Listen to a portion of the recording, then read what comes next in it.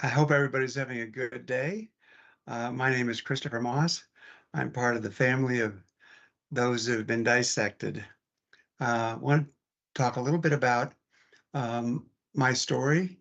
And my background is I've been very active, was a skier, did a lot of activity outdoors, hiking and biking, and so very athletic. And my kids are pretty much the same way, did a lot of adventure sports. They did wakeboarding and skiing and motocross, and now they do skydiving and base jumping and wingsuits. So pretty extreme, but we were very engaged in life, and I got introduced to an aortic dissection, and kind of a not unlike I'm sure many of you, it was unexpected.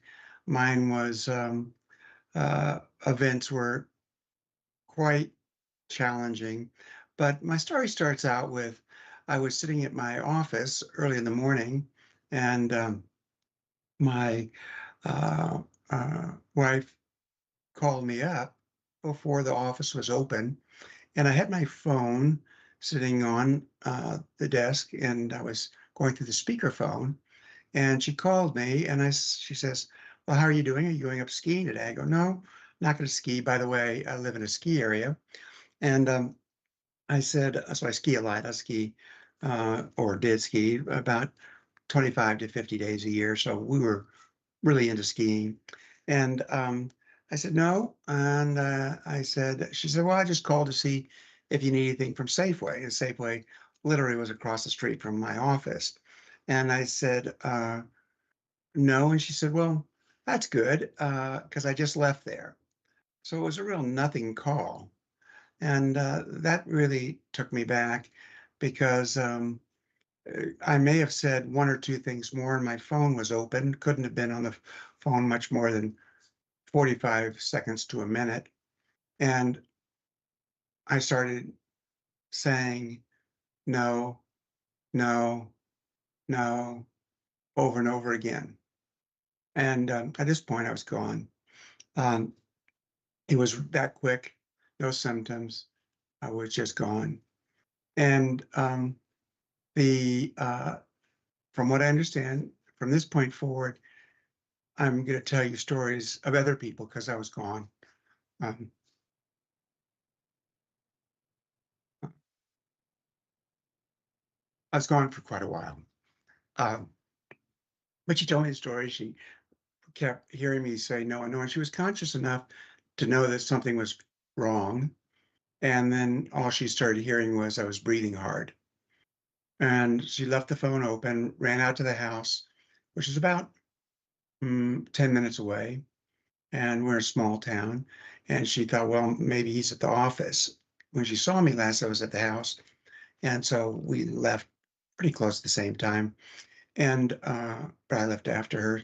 She came back and she came to the office, and I was in the chair, uh, just gone, leaning back in the chair and gone.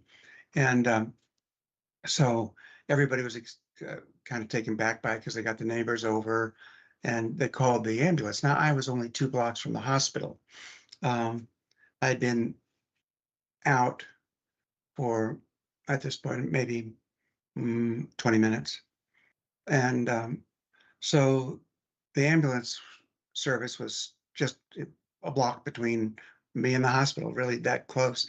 Now it's a local hospital in a small ski area, so it's usually stabilize and transport type of hospital triage.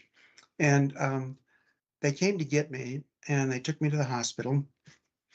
Um, and from what I understand, they said he stroked. Um,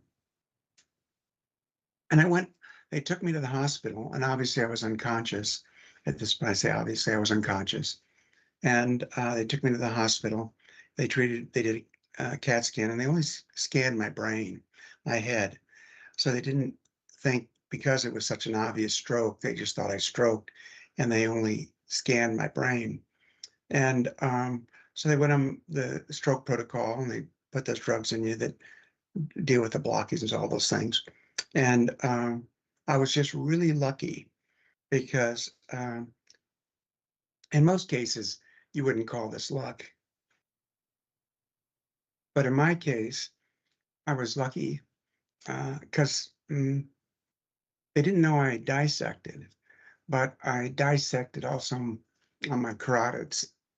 So the radiologist picked up, I think it was down in Coeur d'Alene, the hospital they took me to, and they saw that my carotid was dissected in the brain. If I wouldn't have dissected the brain, I would have been dead. And the reason why is they treated me for strokes that had airlifted me down to the hospital. And from what I understand, I talked to the EMS transport, and they said, we didn't think you were going to make it to the hospital. And that was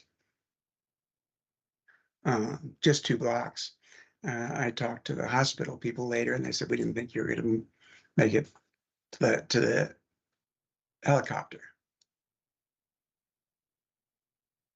And the helicopter people said the same thing. We didn't think you were going to make it to the primary hospital. And I got there, and they realized I dissected and immediately put me into surgery. And it was a full dissection, type A, uh, and dissected down to the iliacs and um, all the way up my carotids. I did stroke, and I'll get into that in just a little bit. But the challenge was that I didn't know mm, what had happened. Um, I ended up in a coma for a month. So I was in the ICU for a month. And I didn't, they finally got me out of the coma and sent me to ICU rehab, which is an extension of the hospital where the people that really have bad things happen, they go there. A lot of people that had brain surgery, a few heart patients, and um, a lot of people never come out of it. About 25% of the people that go in, and maybe as high as 35%, don't come out. They're really bad. Um, and so I was brought to by ambulance to because it's a couple miles from the primary hospital. And when I got there, I didn't know anything. I still wasn't conscious. I was coming back out of the coma, and they do it very slowly, and it's very challenging because this world isn't uh, something you remember quite like you're coming back into it. So one second I was uh, on the phone with my wife, and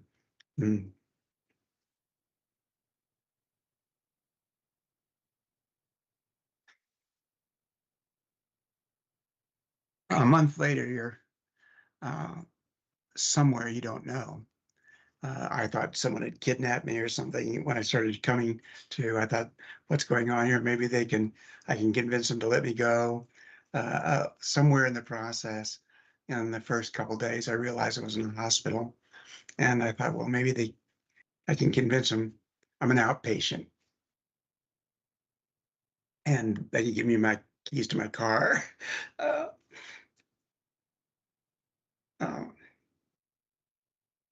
but the the moving the story along here, I first thing that happened that I became conscious of my body was that they had to do a Hoyer and lifting me out in the bed and putting me or out of the uh, from bed to bed and things of that nature. So they couldn't pick me up. They just because it was too fragile, I guess. And first thing saw was, which nobody really thinks about this much after until you've been through something like this. I couldn't see anything except my hands, and my hands all turned black. And I had a trachea and all the subordinating, supportive tubes throughout my body. I kind of joked later. I said, "You all gave me a perfect golf body. I've got 18 holes now. I had so many tubes in me." Um, uh, but I saw my hands and my nails were already starting to fall off. Um, and I didn't realize it at the time, but my feet had also uh, malperfusion set in for both of them. And I remember that they had a trachea in, and I couldn't talk because they don't let you talk. There's a little switch that they slowly bring it back in because of stress and also how your body reacts to breathing and talking. And it can, I guess, there's some fluids that can back up or something.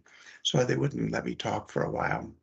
But one of the first times they brought the lights up slowly over a few days, and the people were very quiet. And I guess when you come out of a coma, and when you're in a coma, they keep it very quiet, but also when you're coming out. And uh, I looked at my hands and I said something to uh, the RN, and she said, "Well, we may have to take your hands and your feet off." And I kind of said something. If I didn't say it, I thought I'd go, "Well, that kind of sucks." And they said, "Well, if we don't take them off, you may lose your arms and your legs." And I thought, "Well, that's all right. You can go ahead and take them." And they said, "It's so bad that, you could die if we don't." And by the way, I do have my hands. Um, and that was my first experience back in this world. And they moved me from one room to another, and I watched the people care for me. And the most important thing I took away from all of this was the amount of care. I kind of like to say I was a newborn baby. I was born again or reincarnated, what anybody wants to think. I was back and I could remember things, not everything, because I had stroked. And they, at the end of it, I understood that I had about 15 strokes. They thought,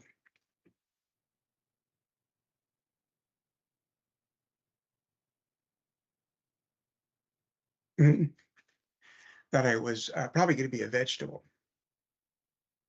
They said you have no indications you could see or hear. You were paralyzed on one side, and it was kind of a mess. And this all happened because of a dissection. So when we talk about dissections, it's not a singular event. It can spread and they keep going. It doesn't stop for some people, and I'm the one that it doesn't stop on. It keeps going. So I was in there for 2 more months in the ICU rehab. And I remember one of the doctors, because the people were so bad in this place, I said to the doctor, I said, I said, the people in here are really sick, are really bad off. And he looked at me and he said, "Well, you're the worst of the worst." I kind of laughed at him. I said, "Well, I'm not that bad." And he kind of laughed. And it obviously had to learn to walk and everything. I had a rehab 3 hours a day from cognitive on the brain and body rehab. When you're in a coma for a month, everything just falls apart. And so I then had to go for another 2 months into um, uh, another rehab center for well, whatever they call it, to learn how to do things again physically. And so that was there for a couple weeks. And it was the funniest thing because the stories that were told to me was that they thought I died 2 or 3 times during the early phases. They said he's not going to make it. And so the next thing that I know, when I was getting ready to get out of the hospital, um, I I asked the boys. I said, "Well, great, it's going to be great to get home." They said, "Well, they don't think you're going to be able to walk on the stairs anymore," and they went on about this. And we may have to find another place for you. Um, I said, well, no, I can do this, I think. And it kind of went through this. And what I had found out, and they told me, well, we got rid of your house. And I thought, well, that's interesting. It actually didn't mean that much to me after you go through something like this. And they had gotten rid of a lot of the things in the house because it was a big house, and so they ended up getting me into a assisted living for a short time, for a month, because they wanted people around me. And then they got me another place that was smaller, and so this went on. So I got out in 3 months, and as most of you know, after surgery, the doctor wants to see you. Well, that was my 6 month visit, and so I went to see Dr. Burnett, a remarkable physician, in this small regional hospital, uh, and it's called Kootenai, and it's in Coeur d'Alene, Idaho. And I was in the waiting room, and uh, I know he came out to see me himself. And he said, Christopher Moss. And I stood up and walked over, and he said, my God, you're walking. I didn't think much of it. I thought, oh, yeah, yeah, I'm walking. And I didn't realize the magnitude of what had happened. And so we went into the rooms back there, and he called all the doctors out.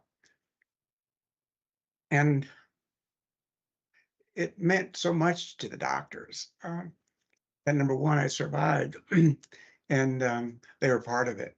And so dissections is one of the doctors that said to me, he said, it humbles every one of us. We see a dissection, no matter how good they are, it's humbling. It's that bad. Um, and so I got in there, and he walked through what had happened. He said, nobody wanted to touch you. Uh, you should, when you, but, when you got here, you shouldn't have been alive. And my thoughts were, he's gonna die there on the gurney, or he's going to die in surgery, but he's not going to survive this. And he told me the story about the CAT scans on the brain. And so um, he said, I don't know what came over me, but I couldn't help myself. I just had to do it. And after the surgeries, again, the family flew up and all that. They were from all over the country, and they stayed for quite a few days. And there must have been 3 periods where they came in and said he's not going to make it. Uh, um, but I came out of it. I remember two of my brothers were. Uh, this was right after the dissection. He had they'd got ready to go in the elevators. These doctors were rushing out of the elevator with somebody on a gurney, and they said, back off," and uh, my brothers are kind of jokesters, and uh, and they said, "Boy, that guy had a rough time." My other brother said, "Well, that's Christopher." They couldn't even recognize me uh, because the swelling was so bad. I had massive edema. Um, and but back to the doctor, he went through it all. And what going through the explanation of what it is, they had talked to me uh, at the uh, hospital when I came out of the coma about what it was, but it didn't make any sense to me. Again, it wasn't just the dissection. I had all the strokes, and they were uh, all the people in the hospital kept coming by, doctors, nurses, doctors that didn't work on me, and they go, "You don't realize, but this is a miracle.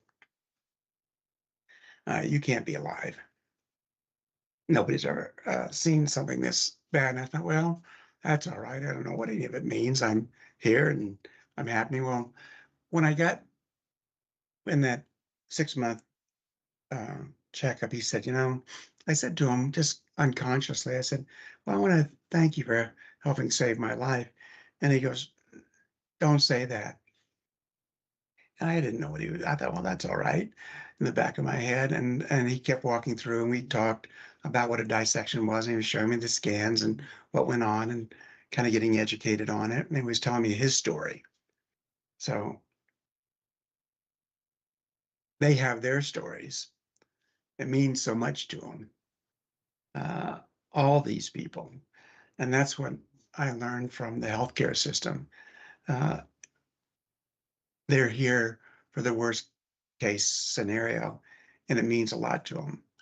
And I know when I started walking out of the room, I said to the Dr. Burnett again, I said, well, I said, again, I want to thank you for saving my life. And he goes, and he stopped. And he said, no, no, we want to thank you. It changed everybody. We'll never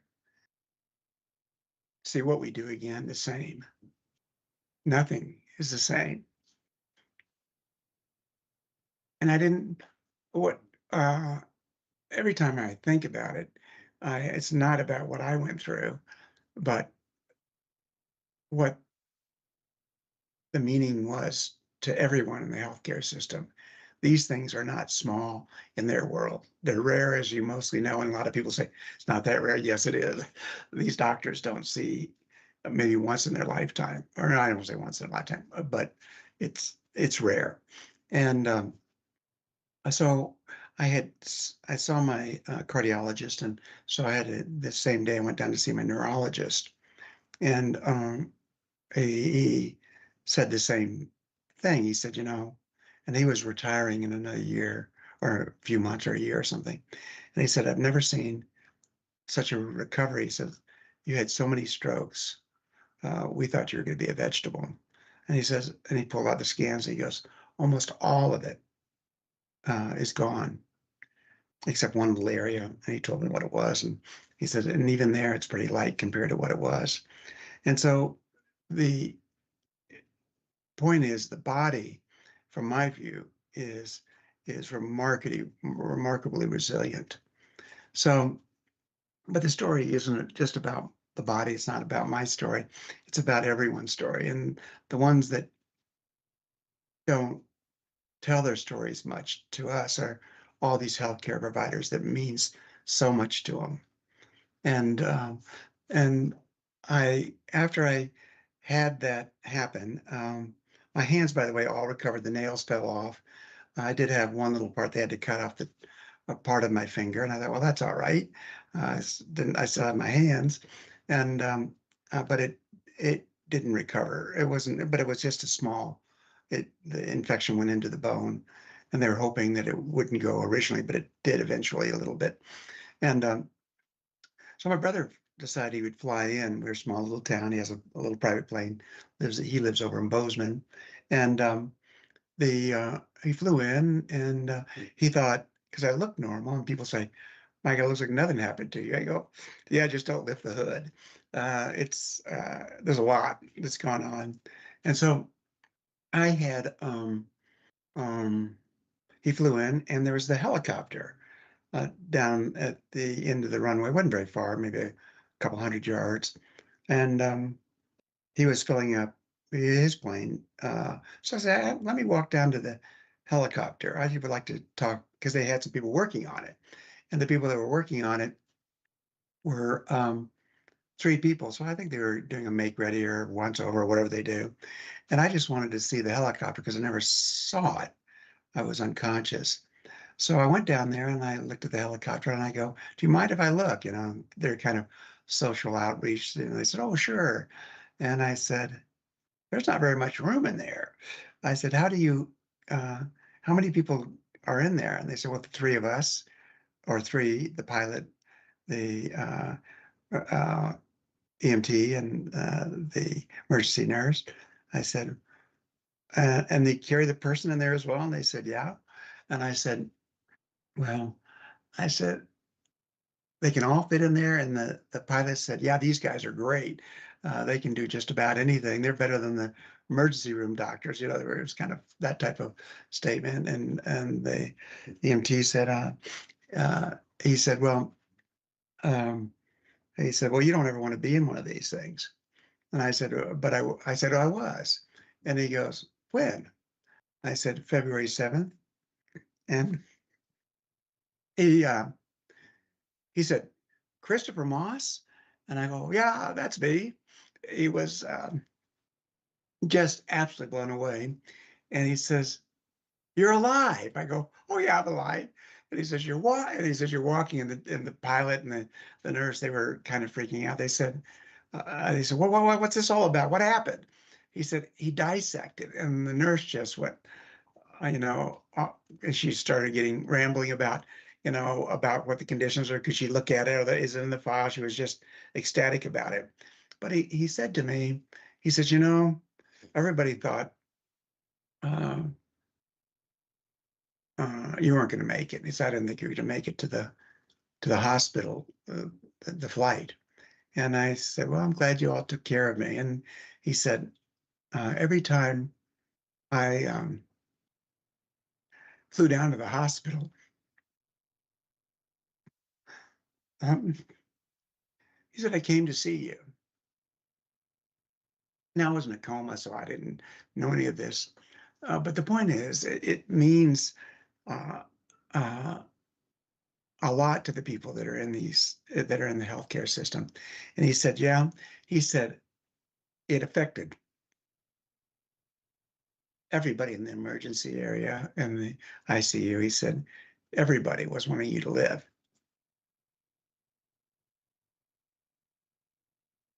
So the point is, it's not just what happens to us as physically, even though it's a big deal for us, it really does affect other people. Um, just to move along with the story, um, I continue to have go into the emergency room every month or two. I've probably been in the emergency room 20 times and probably been transported 4 or 5 times since the dissection because of things that happen. But a lot has to do with my brain. I go blind, and or I'd have TGAs, which is uh, uh, uh, uh, transient global attacks, which are amnesia. I'm sorry, and not like TIAs. But everything would just go. I couldn't remember anything. Everything couldn't remember I took a step. It's a real funky situation. The brain had a lot of problems, and I was doing real well because at my dissection, my EF was down, and we kind of think about our heart because our hearts get affected, and on top of it, and if it doesn't, we're lucky. But the heart, and then obviously the aorta and the blood vessels, and then the brain, and obviously the kidneys and all the other peripheral support items are important as well. But I was having issues with my brain because of all the strokes, and it was more than that. But I'll touch on that just a little bit later. But what my EF was when I had the dissection, because I got to look at all my files, was down at 5 to 10. So in other words, effectively, I was dead. Um, well, after about 2 years after my dissection, I had gotten my EF. I did a lot of working out and taking care of myself, and my EF got up to 45 to 50, and they were just really stoked by it. But uh, all of a sudden, they did an echo at some time because I was feeling a little bad, and my EF went through the floor again. Um, it just dropped out, and it went down to 10 to 15. And they did an echo, and I blew out my aortic valve. My valve got torn in the original dissection, and they sewed it up because they couldn't stay in any longer. And they didn't think I was going to live anyway, so they said, "Well, it's not that bad of a tear. We'll just repair it, stitch it up, and leave it, and that'll be fine." But it then uh, uh, went bad, and so also I went aneuritic. So I didn't have an aneurysm when I dissected. It was a very kind of unusual set of events that were, uh, they have a lot of speculations of what might have happened, but I went aneuritic uh, across the arch, up my carotids and all the way down. So it was one of the things that can happen if you didn't have an aneurysm. I do now. So they sent me. He says we need to get that repaired immediately. I said, well, can you do it? And he goes, no. I said, well, he says you need to. I just fixed you. He says you got to get some of the pros to do this. And I said, I talked about cities around us like Seattle and Portland and Salt Lake City and things like that. And he says, if it were me, Stanford, Baylor, or Cleveland. And I said, but you need to get on it immediately. So he looked at referrals as well. And I was thinking at Dr. Roselli at Cleveland, which is one of the best. He's the head of uh, cardiovascular at Cleveland and does a lot with and they're very, very well known, Baylor as well. But it was kind of much like the dissection in my brain that they actually got to see it. And I got to actually look at the brain scan and saw where the dissection was.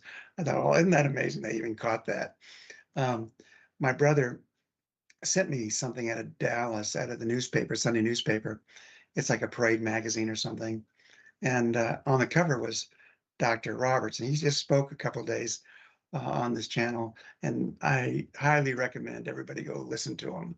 And he was on the cover of this little magazine because he was the head of cardiovascular for Baylor, and Baylor's a huge system. I think there's 51 hospitals and 67,000 people work there. And he was the head of cardiovascular, but he had opened up an aortic clinic inside the cardiovascular group. And they had a big picture of his full page. And I thought, well, isn't that interesting? So I said, well, maybe I should go to Baylor. My family is from Dallas. And but again, it was very serendipitous. And uh, I said, Steve, can you give me an introduction, or do you know anybody there? And he goes, well, I sit on the advisory board of Baylor. And well, and that's something. He goes, I don't know why I'm on it, but I am. And so he called one of the people that was on the board there and got me in to see Dr. Roberts. And he took me immediately. I mean, it was like within a month, 4 weeks or something. And I remember that when I went down there, the he looked at me, he came into the room, and he looked at me and he goes, it was quite a remarkable, because it's his first words. He goes, uh, he said, I'm Dr. Roberts. And he goes, I looked at your file. He goes, boy, you had a rough time. I said, yeah, it was, it's pretty rough.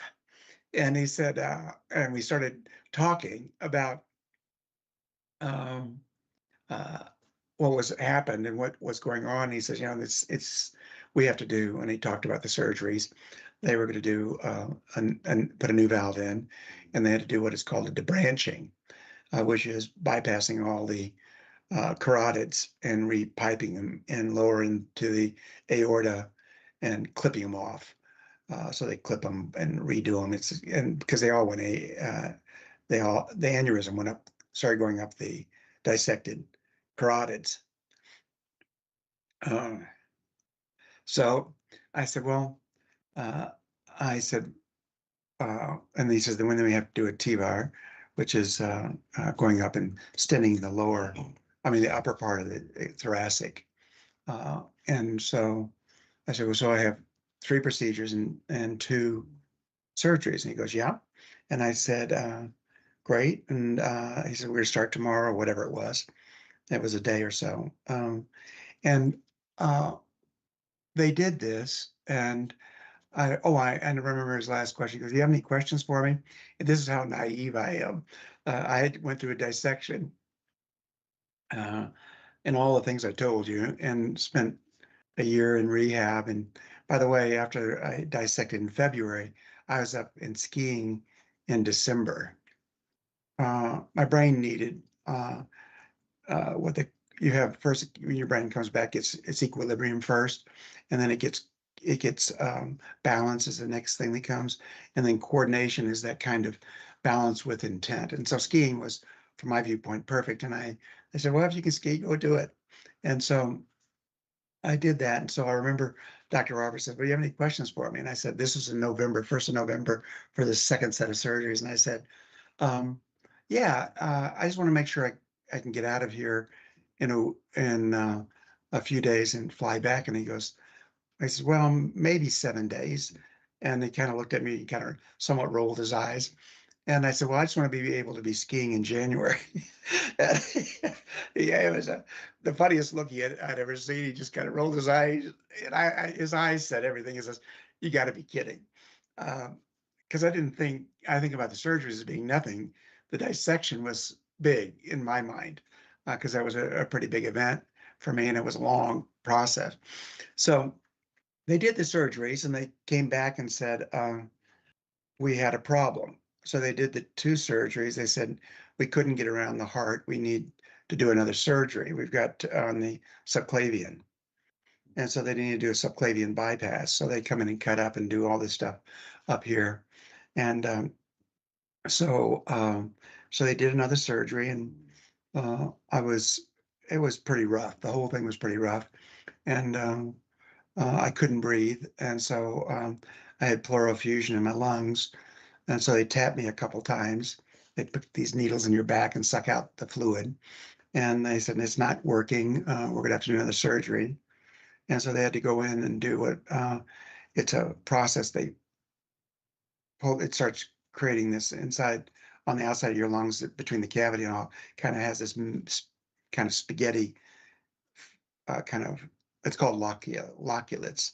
And it's this meshy stuff that's kind of grody looking. And they had to go in there, pull all this stuff out. And then they had to etch it, my lungs uh, to my rib cage so that it wouldn't happen anymore. And this went on. So I went in November. I got to stay. They wouldn't let me leave Dallas, but I did get to stay with my sister and her husband. And I was in really bad shape. Um, uh, they uh, had to, they finally let me go. I said, I'd like to be home for Christmas. And I got home for Christmas, and um, I fell apart again. And they ran me down to the emergency room here, and they put me back in the hospital here after all the surgeries. Um, uh, and I was there for a week, and I said, I'd like to be home for New Year's. And, I was always thinking that it'd be nice to be home. And they said, we think we can do that. And they put a life vest on me. It's a vest that you put on with it, and you carry this battery pack. You have to sleep with this thing. And my heart was so weak. Again, my EF was low. It would probably was 20 by now. Maybe, I'm not sure. It wasn't very high. Um, but they were afraid my heart was going to stop. And so they put this vest on me to shock me. And I had to carry it everywhere. They wouldn't let me drive because they were concerned that you're going to die driving. And I said, well, yeah, that makes sense. So I had to go back to see Dr. Roberts for a 3-month checkup, which was in January. And uh, before I got there, a week before I got there, my life vest discharged. And so uh, I died, my heart died, and it shocked it back to life. I was asleep when it happened. And again, the healthcare system is remarkable. They sent somebody up to give me a new pack and all this stuff. And within 2 days, had me back in the hospital for another surgery to put a permanent defibrillator in my body so that it wouldn't, uh, my heart wouldn't stop. Well, when I got down there back to Baylor, they put me into they said the heart was so bad that I'm potentially would qualify for a heart transplant. Uh, and the good part about it was I got to meet all those people. And the other good part about it was I didn't qualify. It was an 8 to 9, and usually you wouldn't qualify. They said, no, we're just going to keep working with you and see if we can get the heart back.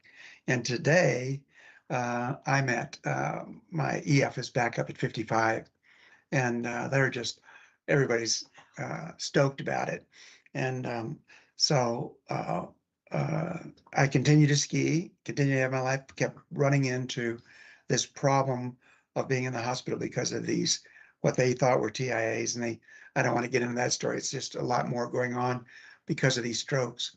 Um, but um, uh, a month ago, I mean, a year ago, actually, on this date a year ago, I was up skiing, and it was early in the season, and I was skiing with an EMT, which just happened to be serendipitous. I don't know why it happened, but those things just happen uh, uh, uh, to me in kind of these strange events.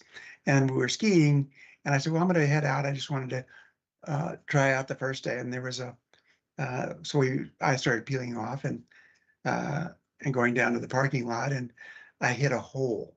I never ever had any accident like this in my 50 years of skiing, and I hit the ground hard, and mm, I started coughing up blood, and I knew I was hurt. And they you start seeing the blood on the white snow, and it's pretty awakening. So they came and pulled me off the mountain. They bring a sled up and pull me off, and most of those people knew me up there, and they said, "Oh, Chris, what'd you do?" And they I've been skiing there for years and years, and they airlifted me out of there. I thought something had happened to my aorta, as you can imagine, because a lot of people don't realize us people do have dissections from accidents, car accidents, skiing accidents. One of the people in my cardiac rehab, her nephew uh, died of a dissection from a flip on the skis. Was doing a flip. He liked to do tricks. He landed on his chest, and he dissected and died. So I was concerned after all this work they had done on me, something might have happened. They airlifted me down to the hospital, and they knew me down at the hospital. And they said it wasn't a big deal comparatively. Ruptured, I say, I collapsed my lung, broke 4 ribs, and lacerated my spleen. Uh, and from my view, it was kind of small potatoes. As long as they didn't mess with my aorta, I was fine with it. Um, and I'm going to kind of wrap it up here in just a second. Uh, so, uh, one of the things that's important for everyone, and this just happened a month ago, uh, dissections, it's not just the event. These things have tentacles, and I could go on a lot of stories. There are a lot around, and a lot of them aren't mine. They're people's stories that are around me. But I was looking for just a small procedure. It's called a lithotripsy. I had a small kidney stone that I found when they did CAT scans when I dissected, which was over 5 years ago. And I was just going in mm, on Halloween. I think I went in on the 31st or something like that of in October, just a month ago or so. And it's a shockwave. It doesn't even they don't do anything. They don't cut on you. It's a shockwave therapy, and it's called lithotripsy. And it's 45-minute outpatient procedure. And I went in, and they did this procedure, uh, and I guess I was all right for a while. And they have a kind of a recovery room, and they said I was talking. I don't remember anything. Forgot everything for 2 days. But they said I was talking, but my blood pressure went down, went down to 58 over 40. And I've been lower than that before, but that's low. And so they started putting depressor drugs in and doing all their routine. And I vaguely remember them saying that. And they admitted me to the hospital, and they wanted to keep me overnight. And everything, it just kept getting worse and worse. And so they did a CAT scan, I want to say early in the morning. And uh, they found out I ruptured my spleen, and I was bleeding out. And I they had to rush me into emergency surgery. Um, I had I lost 6 pints of blood, and they had to put uh, 10 IVs. And I was in for a 45-minute procedure that I ended up in the hospital in the emergency room in the ICU for a week. Um, and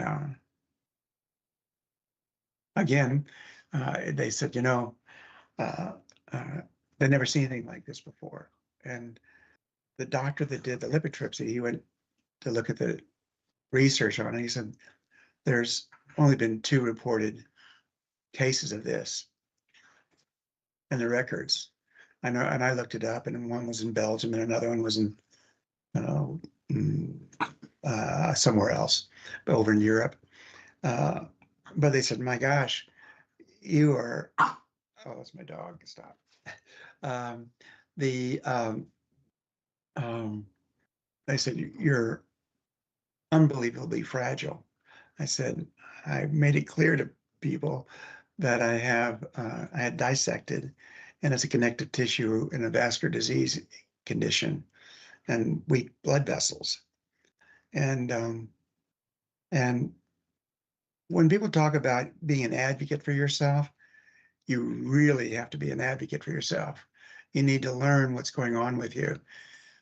Doctors don't know about what you're talking about other than, oh, um, oh God, you survived a dissection. That's amazing.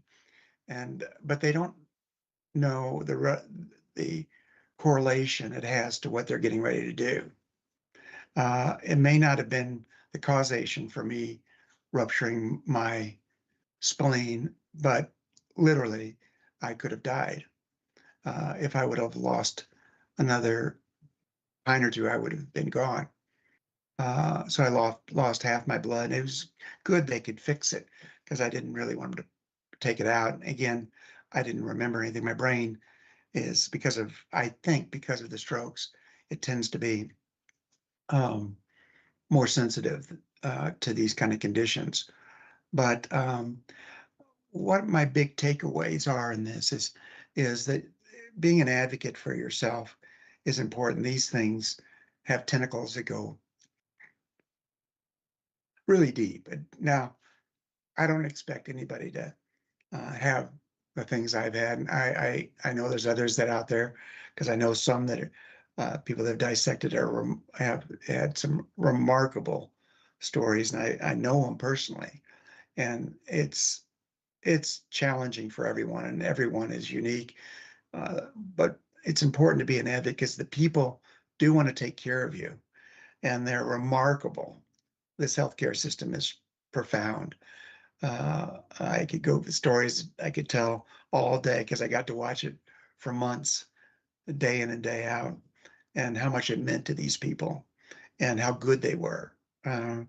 And every one of the cases and every one of the situations, it was exceptional. And I consider it a great blessing uh, that I had a dissection and got to meet these people. The dissection I would never wish on anybody, nor would want to have another one, but I know the effects it had on others around me were profound, and that's special. And that's my story, and I'm going to stick to it.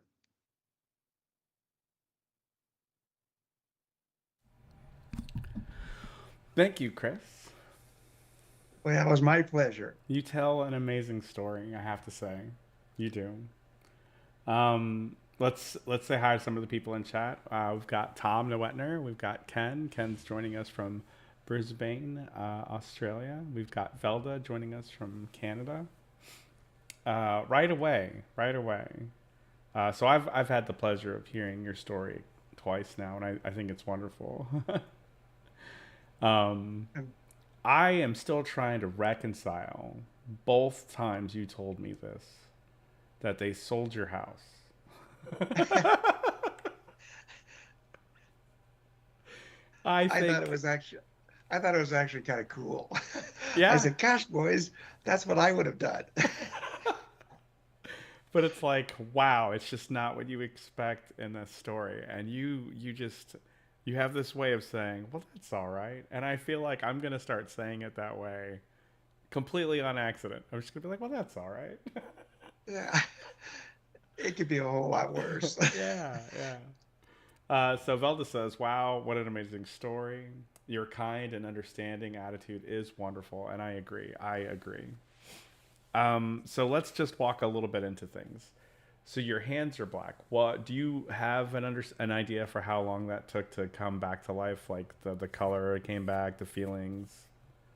Yeah, it took two and a half months. It started, they were black, and they only took the tip of my finger off, and they finally had to cut it off. But it started probably. What they said is we're going to watch it very closely because if it gets into your bones, and so that they're concerned that they start dying, and what happens is circulation so bad, the malperfusion and all, that it'll start running up, and it'll kill you. Mm-hmm. And they always have to get up in front of it, so they might have to take their arm off Yeah, yeah. if they don't catch it. And so it was about 2.5 months because I know when I was still at the hospital, the skin was big sheets of skin were coming off.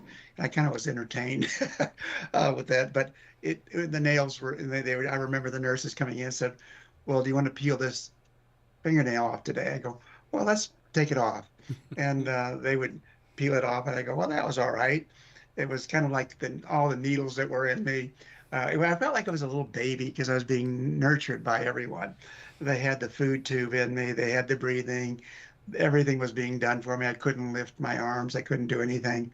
And I remember them, I remember the questions when I said, probably after the first 5 days, I said, do you think we might be able to take one of these hoses out? And they said, yeah, I think I'll check with the doctor. They said, yeah, he's going to take one out today. And I never had ever experienced hoses, but I had so many of them in me. Like I said, I've got so many holes in me. It's almost, and everybody's had a dissection, probably has a whole bunch of them as well. Yeah, but they would just pull them out and you wouldn't even, I go, well, that wasn't anything, not a big deal. And then I think the last one they did was my stomach because they were feeding me in my stomach. And they pulled it out. It didn't, didn't bother me or anything. But I said, well, what happens? There's a hole in my stomach, and because they had to transition me eating, and they were feeding me through my stomach and trying to get me to eat. So it's two things. And they said, well, the stomach just closes up, and I go, it's just like that. They go, it's just like that. And they took my trach was the last thing they took out, and there's a big hole in the trach.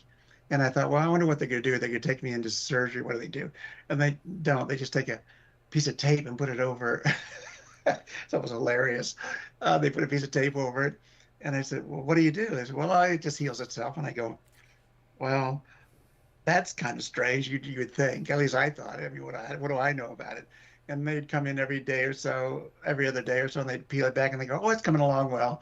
And they just push the tape back down, and in about a week, I think maybe a week or 10 days, maybe a week, they took the tape off, and it was all healed up. So it was my hands on that part. It slowly started turning, and that's what they got excited about. The blackness started returning back to normal, even though they were, I mean, when I say black, I mean black, these things. And it was the first thing I got to see, which was really quite, uh, mm, takes you back. Because you don't, when you come out of a coma that you don't know of anything, you're just there. You don't see tubes, you don't see anything except what your eyes can see. And the only thing you can really see about your body in general are your hands. They're always right there. It's what you do things with. And right now, I can see your hands are next to your mouth. You pull your hands out. We do these things. We just use these hands. And that was the first thing I saw. So it was pretty shocking because I realized something had happened to me. They didn't, um, there was no conscious awareness of health condition. I was just like I said, like a newborn babe. Everybody was just taking care of me. There wasn't questions about anything. It was, they would come in and say something about what had happened, but there wasn't me questioning anything. But I did watch my hands, and it took, like I said, almost the entire time I was in the ICU rehab, which was 2 months before it was done. Did your hands and feet come together at the same time, or was Yep. one, yeah, same thing at the same They both time? came at the same time. I lost my toes, the nails on my toes as well. They wrapped them up every day. My hands were wrapped up and my fingers were wrapped up.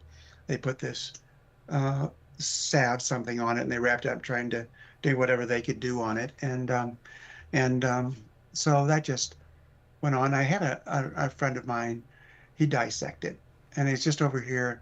I met him from somebody in cardiac rehab. It was one of his friends' brothers, and he dissected, and they ended up taking off both his legs. So on malperfusion, uh, and his legs died, and he was in the hospital. He worked at the hospital when it happened, when he dissected. He worked in the cardiac group, and he knew something was wrong, rolled himself over. And even that, with that, there's a small percentage of people that have amputations, but they do occur, and it's not any fun, not a Hmm. good thing. Yeah. Yeah. Um, so lots of strokes. How long was your coma again? A month. 1 month, 1 month in the dark. It might have been 28 days. Mm-hmm. I I think they moved me in about 28 days to the ICU rehab, and the ICU rehab um, it's like the ICU. They still have you on all the machines, and but they've started taking you out of the coma. They try to take you out. I didn't know this until just recently. They try to get you out of the coma every morning. Hmm. They put drugs in you to try to bring you out, and they told me what I learned. I just started thrashing, uh, and I guess I just didn't want to come back. No, no, I'm not going to do it. So the and then they got sometimes so bad that they would, from what I understood, they strapped me down, um, and um, and so they do it until something happens. I don't know what the markers are. They say, okay, he's going to be stable. And I think it was right at 28 days. And they said, and they didn't think, again, they weren't sure if I was going to even survive if they got me out of the coma. And so they put me in that place where these people have, really bad problems. I mean, the people that have their heads are all shaved and they have a scar, they've opened up their brains. I mean, a lot of those type of people that are pretty bad off.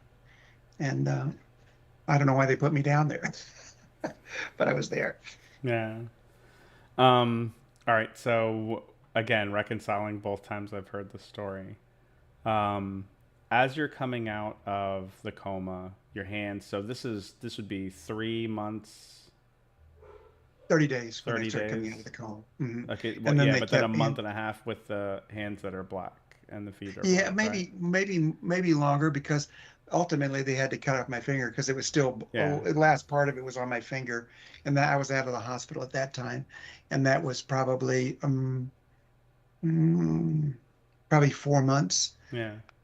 and it just didn't want to heal, and I went in there, and the doctor, they did an X-ray, and the nurse did, about an hour later, she said, "The doctor wants to see you." I go, "Well, when?" "Right now." And I go, "Well, that doesn't sound very good." And he said, and I went into his office, and he goes, "Well, we're gonna have to take the tip of your finger off." I said, "It's in your bone." I go, "Well, are we to go to the hospital?" "No, no, I'll just do it here." And that's kind of weird, you're getting your finger cut off, and but they sewed it up, fixed it up, and it was just the tip. He says, if literally, you could be a day away from it taking your hand. In other Yeah. words, it can move very quickly. Mm-hmm. So it was the surprise. the thing about this that really catches me is the idea that while you're in your coma state and post repair, your hands and feet are looking not good at all, and they just let you heal instead of preemptively taking your hands and feet in your coma I, state. yeah, it must have been in this. I had a lot of things that what I would call uh, serendipitous or synchronistic. It just seemed to happen that way, and that's what because those are the whys. I always say when we come out of getting a dissection, we have a whole lot of whys and a whole lot of whats. What happened to me? What does this mean? And why this, why that? And I had a whole heck of a lot Mm-hmm. of whys and a whole lot of whats. And that was one of the first things I thought of. Well, why would they not have taken it? And what they do is I had to watch for progression. Mm-hmm. So if it starts looking like, and they keep watching it, I don't know what they watch, but they're watching it, and so but they to the point that they knew it was still a problem at that point I was coming out. They brought to my attention very quickly, and it wasn't like my mind or this guy wasn't very much Mm-hmm. there. I wasn't capable of understanding a whole lot of anything. Yeah. Yeah, that's another big thing that we talk about in the support groups. You hammered home being an advocate for yourself, how tricky this thing is, how elusive it is, but more importantly, especially when we're having people go back for their consults, bring somebody with you. Make sure you have somebody that's not under whatever the new drugs are, trying to get Yep. adjusted to the new state. Write everything down. Make sure you write all the questions that you're going to want to have answered down. Hand that piece of paper over to your physician. Let them take it in and then deliver your information to you. But have somebody with you that can hear and understand things because you still might be a little Oh, everywhere. and you're hoping that your doctor as dissection, my doctors are advocates for me because they see other doctors as being. I had the doc. Well, they did that. My spleen ruptured here uh, last month. One of my doctors said, "Damn doctors." The point is, uh, even though I tried to explain to him the magnitude of it, you really have to be adamant about it, and you have to know what you're doing, and think about what another procedure that may even be having a tooth pulled. I'm not saying that that's it, but it could be something that seems to be relatively small. But in your situation, it may not be small. In my case, my spleen ruptured and almost killed me. It could have killed me just as easy as the dissection could have killed me. And I was kind of serendipitous. I was kind of scrolling by and I saw, what's the guy's name? Oh, by the way, because of all the strokes, I have some little problems here. Um, uh, who's the real popular guy on the podcast? Which Oh, he's real. podcasts? Oh, the big one. The I biggest forget his podcast I name. know of is Joe Rogan podcast. Joe Rogan, yeah. Yes. So it showed up, and I thought, well, I'll just click on this. And then somebody who had was talking about near death experience, which people asked me when I came out, nurses and doctors, and if I heard it once, I heard it at least a dozen times. Did you die? And I go, "Oh, yeah, yeah, I died." So I didn't want to come back. No, I didn't want to joke about that, but I saw this one with Rogan, and the guy had written a book on near death experience. He wrote a couple of other books, but he had the same thing I just had, which was he ruptured his pancreas, and he almost bled out as well. But all the symptoms and things he talked through, I went through exactly the same things. And they said, "Yeah, you came this close to dying." And that's what my doctor said just a month ago. And so, if you don't take care of these things, meaning if you don't study and think about it, and you think you know, you're you're the furthest thing from being an advocate for yourself. If you think you know, and you're going into another procedure, you better damn well know how to ask questions and know that the other person doesn't know. These guys that the urologist had no idea of the magnitude of what happens when you have a connective tissue disorder, blood vessel disorder like this. Yeah, yeah, that really does bring it home. That really does. Gregory Tabor has joined us in the chat. He says, "You've been through a lot. I love your T-shirt and defiant message is inspiring." I know, I love that T-shirt. I added it to the title. I love it too. I went to see Dr. Roberts, and again, I want to point to everybody, go listen to Dr. Roberts. He's the gentleman that did my corrective surgery. He's really, really, really good. And then I listened to him first time I heard him speak publicly in an environment. And I wore the shirt last year or the year before, whatever. And he was taken back by it as well because it really is when. I had actually wear this sometimes during like Fourth of July parades and things. And people would come up to me and go, "My God, you survived!" And they'd be in the emergency rooms, and it meant a lot to them just to know, because they see a lot of people that on these emergency dissections that are just spontaneous, and these are acute. They're really nasty. It's not like they get to catch them in advance. They'll just, the life is a second away from the plug being pulled. Yeah, this raises another very good question. Um, I can't remember if you said, did you know what size your aneurysm was before Oh, the right now dissection? I didn't have an aneurysm before. That's right. Yep. And so generally speaking, there's only a small percentage of people that don't have aneurysms before they dissect. So we went back and forth on there's been a lot of theories on what happened with me. I had a lot of accidents. My whole life's been these things. So I could have I got run over by a car on my 16th birthday. Oh no, who gets run over by a car? And I mean, went into the emergency room, was in the hospital for a week, and they thought again, literally I was going to die. But those things can damage an aorta. They said it might have been a birth defect, but they could find no aortic. There was no vascular disease that they could see when they went in to do it. So there was no aneurysm. And when I came out, my surgeon said there's three things that will happen, because I asked the question, well, what happens with this silly thing they call the false lumen in the what's it called? The skin in between. There's a name. The intima? No, the intimate layers, but it's called. Give me a second, because I wanted to write. The intimate layer is the separate layer, but it's a term that is used for a lot of different things, but it is called. Um, it is. Uh, it is. I thought I had it. I don't. Um, uh, Septum. Yes. It's a septum. So I asked, well, what happens to that thing? He said, well, there's three things. It can just stabilize the way it is. The best is it can lay back down and connect to the media layer. And that does happen about a third of the time. And then it can stay um, like it is with a false lumen. And the third is, hopefully stabilize. And the third is you go anuritic. And yes, for me, I went anuritic. So because one of the layers was peeled off, I was my the balance of my ventilator and the media layer were not strong enough, and without the intimate layer being connected, so I went anuritic all the way from the valve. That's why the valve went bad, and they had to put the valve in. So I got. They said there's nothing left to replace with you. Well, that's a good thing.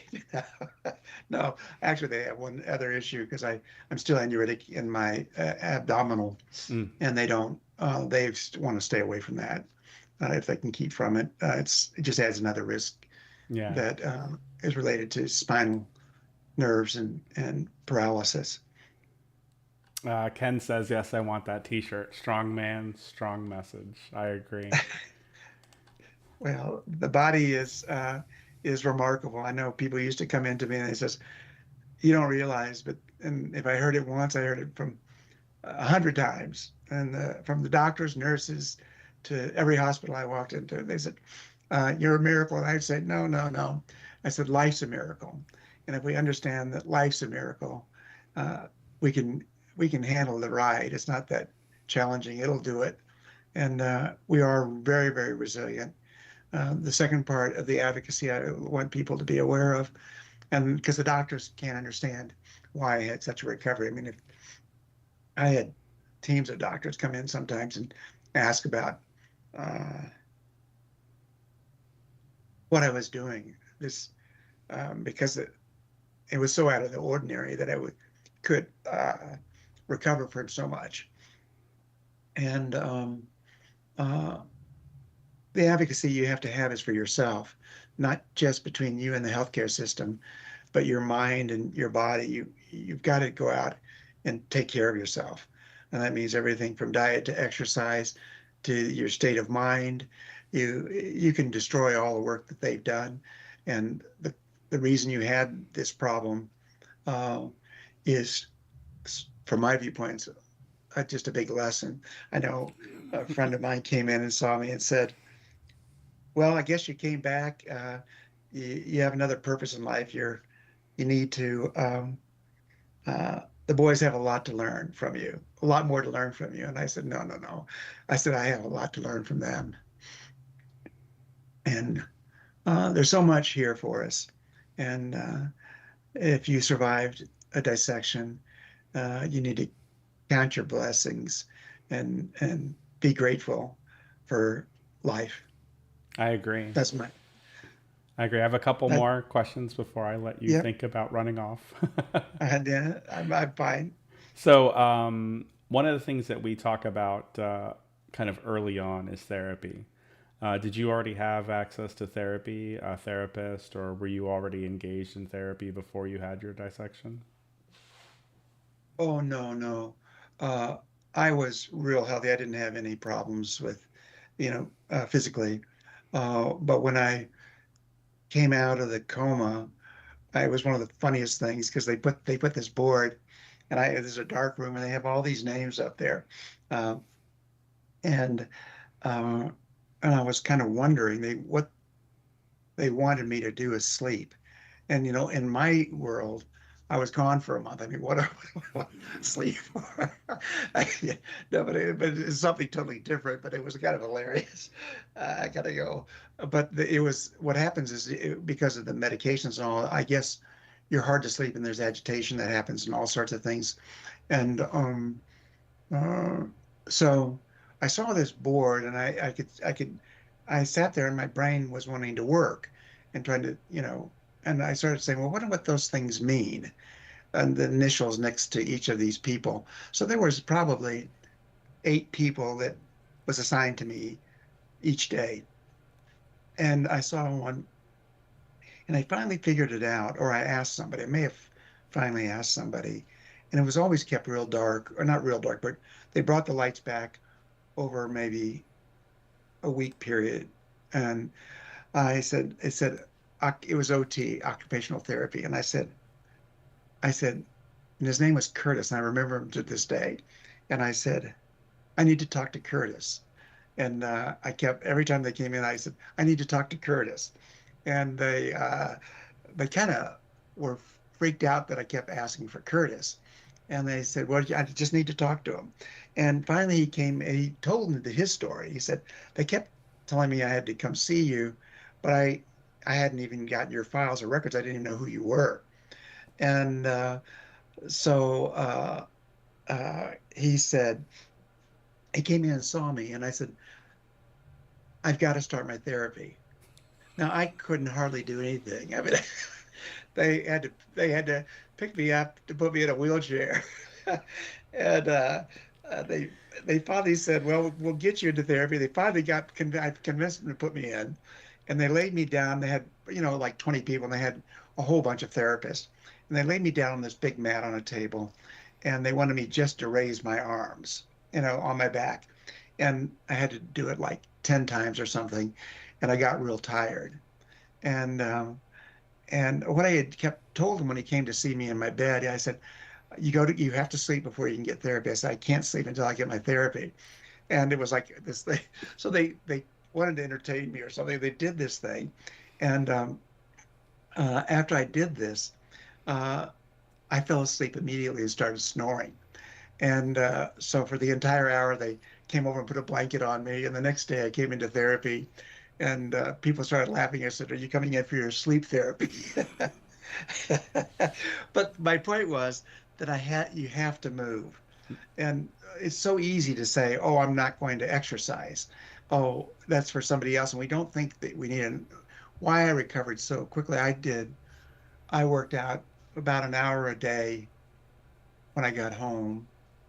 When I was in therapy, it was a different type of workouts, but I did cognitive therapy.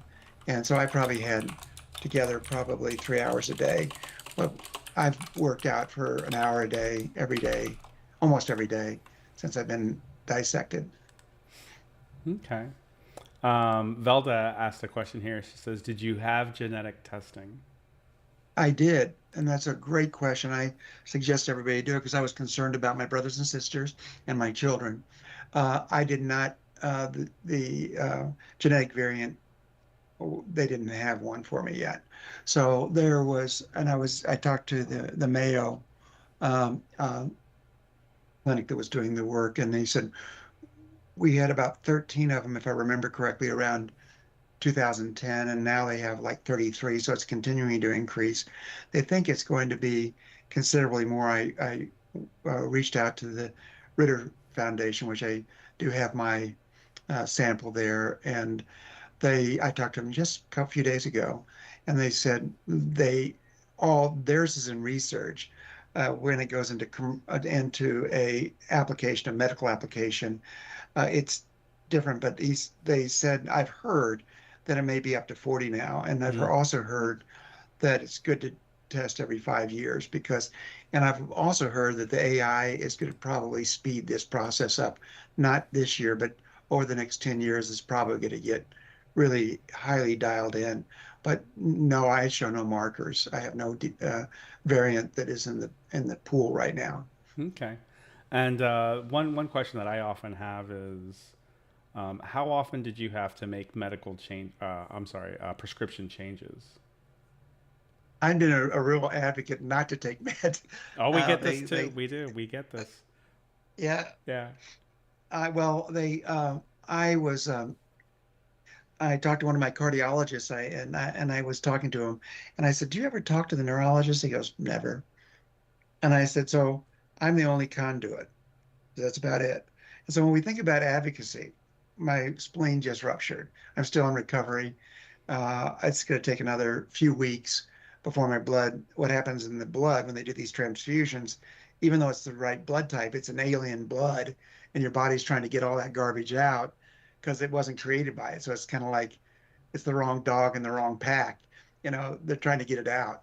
And uh, it's really challenging. And if I would have caught that, I wouldn't have had that problem. But do I put it on the doctors? No, I don't. It's that I was not strong enough advocate for myself because I study these things. I go, well, now, what else could possibly happen to me? And but to that point, I started out with they had, when you're in the hospital, I was on 15 drugs. I mean, PTSD was a big deal, PTSD was one of the things that got me off of. I said, well, I'm not depressed or anything, but there is a positive PTSD and a negative, and one can be. So I tend to fall on the positive side, which is they think it's kind of funny, but I get very emotional about things, and that's all right. Um, That's all but they right. started move me off all these drugs, and when I went down for the heart transplant center down at Baylor, they were really excited about what I'd been through because they knew Dr. Roberts, and Dr. Roberts ran the whole cardiovascular group. They were under him and all this stuff. And they went through this and they put me on two meds that my cardiologist up here couldn't understand. And matter of fact, they said, few doctors are doing this. But I put them on and I think they really helped recover my EF because I'm now at 55. They say you have no heart failure anymore at all. They said you're not even in the category anymore after all the things that my heart went through and my body went through, and it went through it two full lengths over a few years. Um, but they put me on these two drugs, and my doctor here said those are really well. When I got skiing and I had the accident, the hospitalist looked at those two drugs and said, "We're getting off these drugs right now. I don't want you on these drugs at all." Now, she was not a cardiologist, but she said, "This is affecting your brain because they found something. I have a condition because of this vascular condition, which I get microbleeds in my brain. And these cause these symptoms I have when I go blind. It's another bleed. And these bleeds occur, and I don't get too deep into this, but these two other medications were great for my heart and okay for my aorta because it was fine. If it was great for the heart, it's probably great for the aorta, but it was terrible for the brain. Mm. So the three of my thoracic surgeons, my cardiovascular surgeons, my heart guys, and my neuro neurologists, they're all dancing on the head of the pin, but you're the head of the pin. And if you're not giving it a good place to work, and so they took those meds off. I went back down to Baylor, and the doctor down there freaked out. You're off of them? You're supposed to be on there for your rest of your life. Well, my brain hasn't had any of these events since I got off of them. My Hmm. heart's strong, my aorta's stable because of all the surgeries they did, and my brain, I no longer have these events. Okay, so what cocktail do they have you on now? One, Blood pressure. yeah, one blood, but I just take Carvedilol. Yeah, Carvedal. Okay, yeah. That's amazing to hear. And so after your first repair, you were on the slopes in 10 months. On the what? You were back Oh on the yeah, in 10 slopes in months. 10 months. Yeah, I was in just I didn't realize what had happened to me. And so I have to understand I was pretty naive to the whole thing. A I just little. thought, I thought, well, this is just stuff. I just went through. I go, I'll get through this stuff. Let's get on with it. Let's get back to life. And I was kind of, it was kind of, I don't want to say I was nonchalant. I knew I got beat up, and I knew there was a lot going on, but I wasn't letting that get in the way just because I knew I got beat up. It was more important that I got back to life.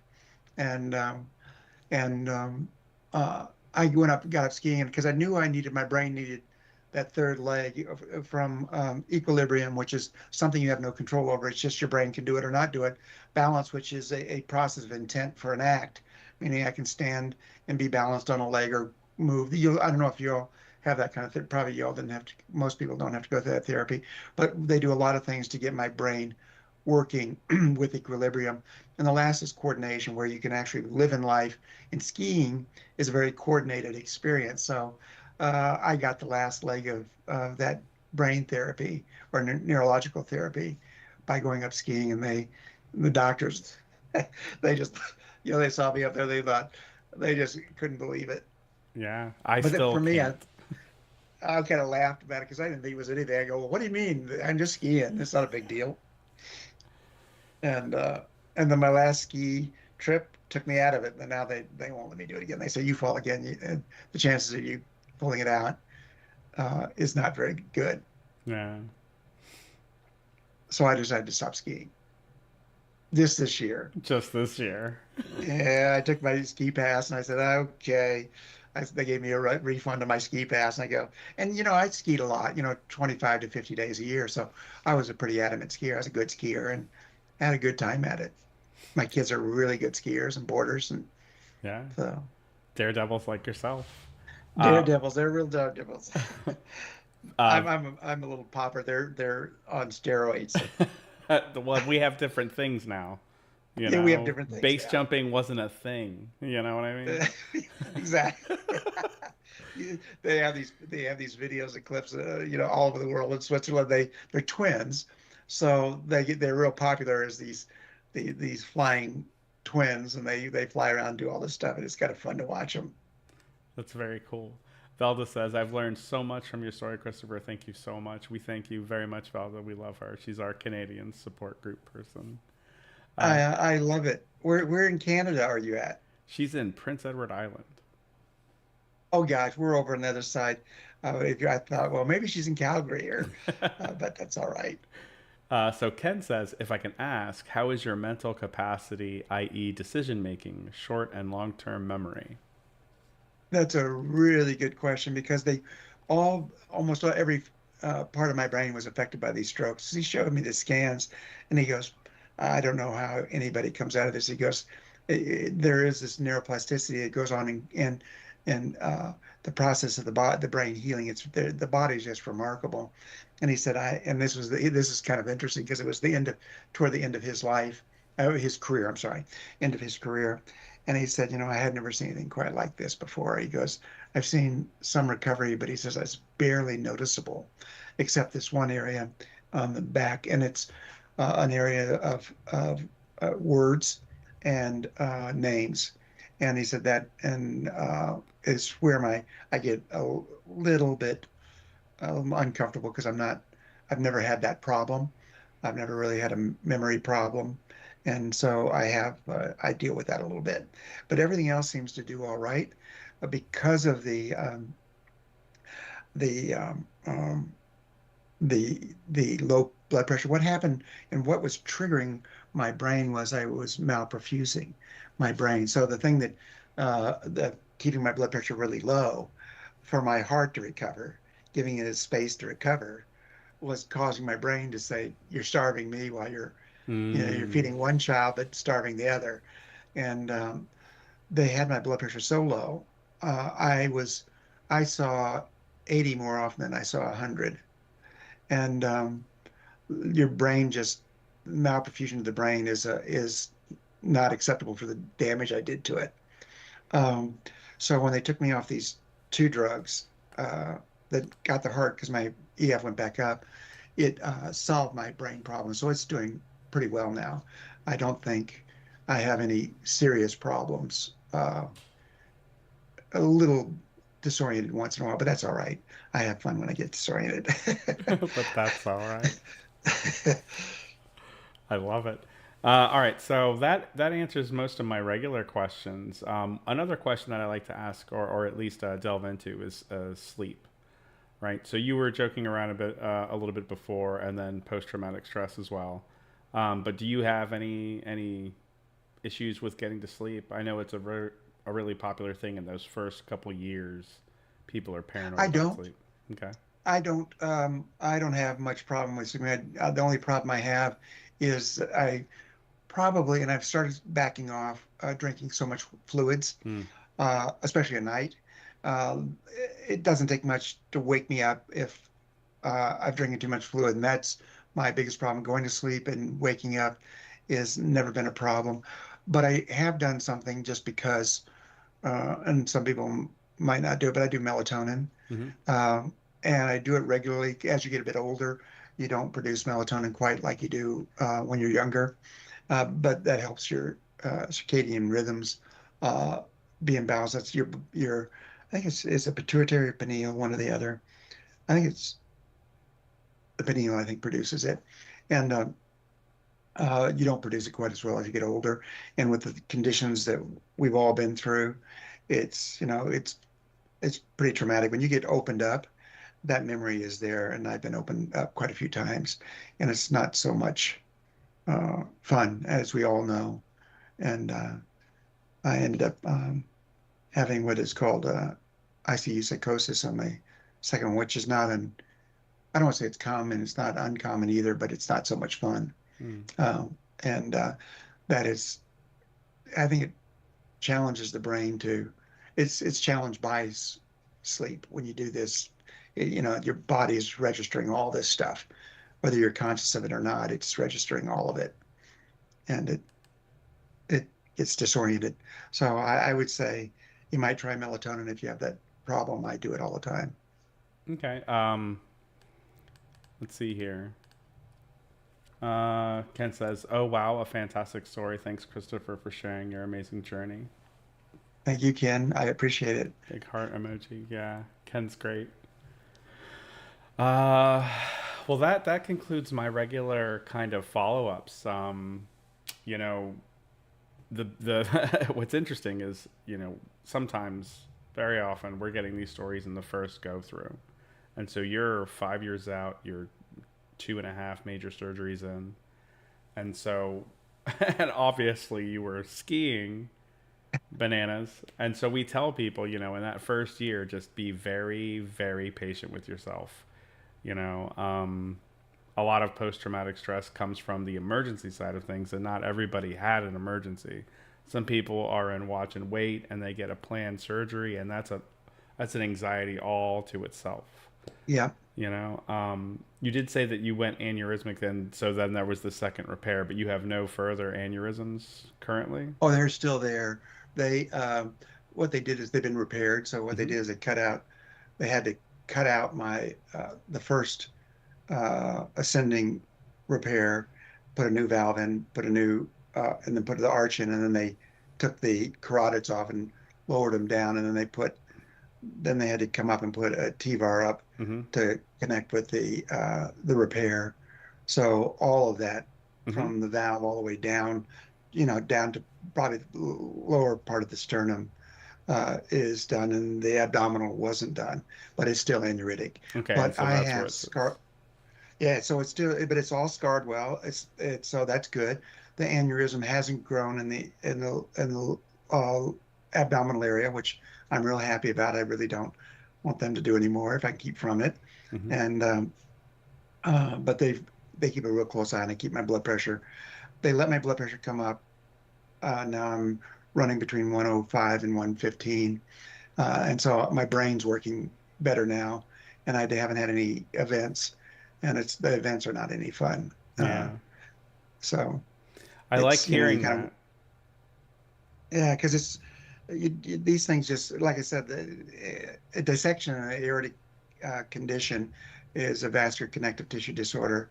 And it doesn't just limit itself to this, and you've got to, people just need to be conscious of this. And I always, if I could point it out to anyone, just be aware. You don't have to be paranoid, but just be aware when you go in and do something, you're your advocate, and don't believe they know what they're talking about unless they're the specialist that is familiar with your aorta and your heart. But these other people that are doing other things, they may have seen it at school, uh, but they have no idea to the magnitude of what's going on in there. Yeah. Another big thing that we get from Dr. Udelman, he's in Maimonides out of Brooklyn. Just to echo a lot of what you're saying, these medical staff, it's so rare that they don't know. And so, for all of you in the community, anytime you're dealing with a new medical professional, it's an opportunity for you to educate them about people Absolutely, in this condition. Yes. Yes, he's on absolutely. record saying that this is the first generation of survivors that we can really study. And And so, Dr. Roberts would say, he says, dissections are just catastrophic. And as Dr. Burnett said, he said, it humbles us all when we have to open up a chest for a dissection patient. It's not, mm, it's everything but routine in their world. oh yeah. And, and, um, and when they say life threatening, it's not like bypass surgery, life threatening, or heart attack. Those are all routine. They know that thing is, that road's been heavily worn. They know it very well. Dissections, they gets thrown onto them, and in most cases, they may have dealt with dissections, but every one of them is unique. Every one of them, it can be. I mean, they can be really, really bad, and you're non-survive. You can't survive, and other ones they see them coming. We've been joined by Rich Kraft. He jumped in to say, "Wow, that's what I need done next. Inspiring. You're handling it well." Hello, Rich. Thanks for joining us tonight. And eventually, that's the thing. The best thing you can do is make the best of it, because that's all we have the opportunity to do. We can make misery of it. It's just going to get worse. And they're with me, and I'm really pleased that they recognize it, that that you can survive this and better uh, than you think. I mean, I have so many stories I can tell you. They're just freaky stories, they but the people that have been around this and have seen this, they still talk about it. Hmm. Oh And yeah, whatever hospital you're in, know that the dissections, it means something to them yeah, if they're in there cutting on you. yeah. The idea that you had a pilot coming in to check on you. I mean, he sees probably drastic things on a regular basis, but to have something that this rare, and then the puzzle gets solved randomly as you walk out there and say hi. It's just, I mean, the idea that they put me in the hospital first because I stroked, and one of the radiologists saw it in the brain, just saw the carotid coming up, and he saw it dissected. And Dr. Burnett said, "My God, he dissected all the way Mm, up and down." And and so it's pretty intense to have a a small percentage of the people that have dissections have strokes, but to have massive strokes is cluster um, strokes, yeah, this is a it's a mess. You don't and want this. but then also the healing process, right? Yeah, It's all and amazing through and through. I always loved them. Why they would come in, and it was really funny because the doctor sometimes would sit down. They groups of them that weren't even doctors that were working on me would come in and start talking. I thought, well, that's that interesting. Yeah, but they would just ask questions. I didn't know what to tell them. I mean, I could tell them what I did, but a lot of it was just, I think they just wanted to come see. I mean, I remember one day, one of the ladies that was cooking the food at the kitchen at the ICU, she came and she was so excited just to come in and uh, talk to me about what she could make for me. The point is that you mean something to all those people. And if you dissect, a lot of the stuff is routine. If you're a dissection patient, it's generally not very routine. And it really helps raise their uh, uh, uh, purpose in life. And if you come out well, they are part of the meaning. It means a lot to them. And I always like to say, what gave me meaning was watching people have meaning for taking care of this body. They didn't know who I was. I mean, just a piece of meat on a gurney. Yet it instilled something deep inside themselves or awakened something deep inside themselves. And I found that profound. I go, well, this is an awfully nice place to be, even though I couldn't do anything. That's great. That's great. All right. Well, I think that gets us all caught up. Christopher, Well, thank you. I appreciate everybody. you tell an amazing story. Well, like I said, it's life tells a remarkable story. All I have to do is listen a little bit, and quite often things like this, as my dad used to say when I was a real young kid, he goes, "It takes a 2x4 between the eyes to get your attention." And the aortic dissection was a 2x4 between the eyes. It definitely got my attention. Yes, it did. Most definitely. Do you want to Well, do Josh, something a little fun here before we go? yes. You want to tell all these wonderful people to like and subscribe? Oh, yes, I can do that. Everybody needs to like and subscribe. This is great because this community is it's a small community, but it's a growing community. But most importantly, it's an important community. So everybody needs to like and subscribe. And I also want to say, go listen to Dr. Roberts. I think you on the channel. It was remarkable, and he's a remarkable cardiologist, one of the top in the world. And I I don't say that too lightly. He's a remarkable guy. Right on. Thank you, Right on. everyone, for coming, and we will be in touch soon. Keep an eye out for Qigong on Sunday and the weekend review coming up on Monday. Josh, Enjoy thanks your again. weekend. Yes, Christopher, I can't wait to talk to you again. Don't go anywhere. Let's Okay. close this show out. All right, Okay. everyone, have a wonderful weekend. Wave.